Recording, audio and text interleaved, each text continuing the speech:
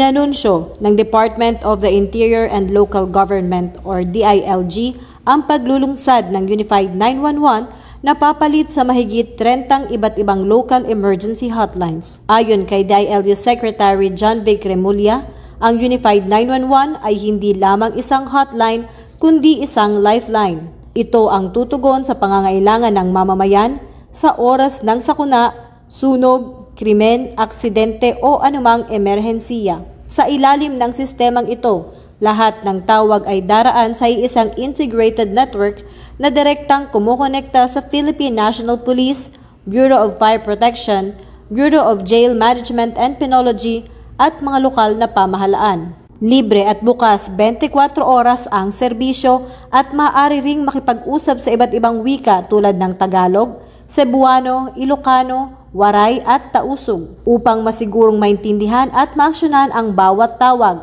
Target ng DILG na ang unang tugon ay maramdaman sa loob lamang ng 5 minuto. Dagdag pa ng ahensya, ang Unified 911 ay konkretong hakbang upang matiyak na ang bawat pamilya ay mas ligtas sa kanilang mga tahanan, komunidad at sa bawat barangay, isang katuparan ng layunin ni Pangulong Ferdinand Marcos Jr.